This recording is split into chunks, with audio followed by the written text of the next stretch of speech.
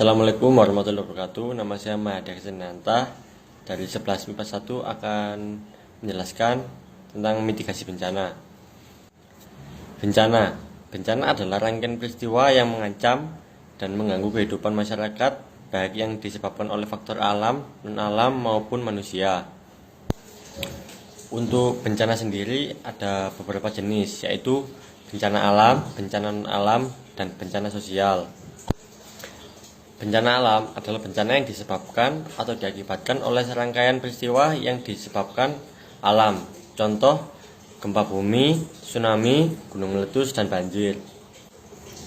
Adapun bencana non-alam adalah bencana yang diakibatkan oleh rangkaian peristiwa non-alam yang antara lain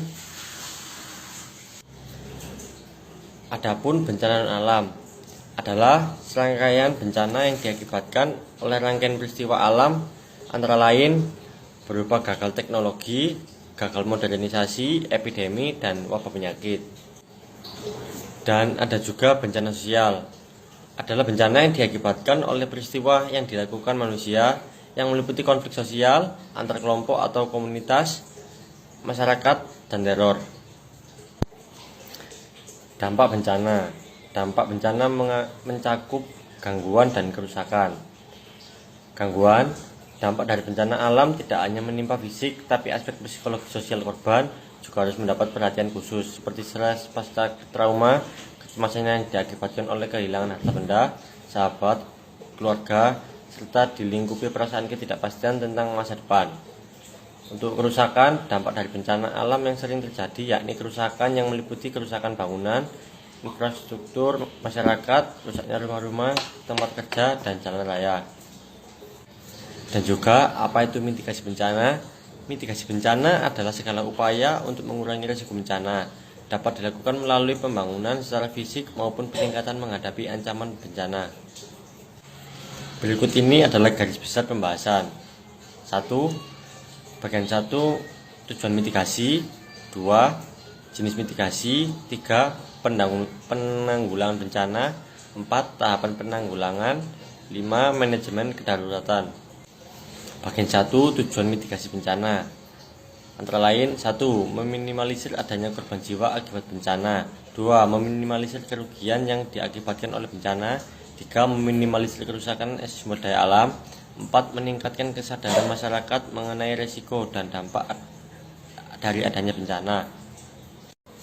Bagian 2, jenis mitigasi bencana.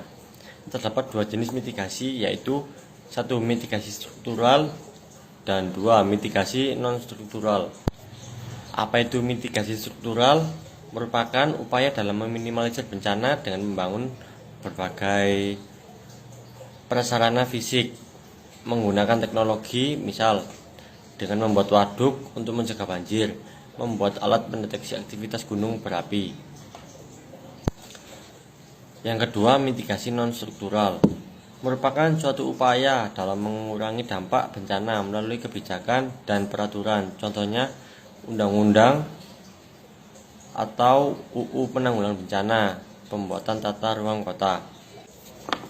Selanjutnya, bagian 3, penanggulangan bencana adalah serangkaian upaya yang meliputi penetapan kebijakan pembangunan yang berisiko timbulnya bencana, kegiatan pencegahan bencana, tanggap darurat, dan rehabilitasi.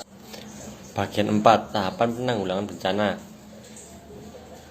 Tahap 1, sebelum bencana atau pra-bencana. 1. Perencanaan penanggulangan bencana. 2. Pencegahan dilakukan dengan cara mengurangi ancaman kerentanan pihak yang terancam bencana. 3. Pemandian dalam perencanaan pembangunan dilakukan oleh pemerintah melalui koordinasi, integritas, dan sinkronisasi. Tahapan kedua, saat bencana. 1. Pengajian secara cepat dan tepat terhadap lokasi bencana, kerusakan sarana prasarana, dan jumlah korban. 2. Penentuan status keadaan darurat bencana. 3. Penyelamatan dan evakuasi masyarakat terkena bencana. 4. Pemenuhan kebutuhan korban meliputi air, sandang pangan, pelayanan kesehatan. Pasca bencana. 1. Rehabilitasi dilakukan melalui kegiatan perbaikan lingkungan daerah bencana, perbaikan sarana prasarana, pemulihan sosial psikologis, pemilihan sosial ekonomi budaya. 2. Rekonstruksi dilakukan melalui kegiatan pembangunan yang lebih baik. Bagian 5. Manajemen kedaruratan adalah peraturan upaya penanggulangan bencana dengan penekanan pada faktor-faktor pengurangan jumlah kerugian dan korban, serta penanganan pengungsi secara terencana, terkoordinasi, terpadu, dan menyeluruh pada saat terjadinya bencana. Sekian dari saya, Mahadi Aksenanta. Wassalamualaikum warahmatullahi wabarakatuh.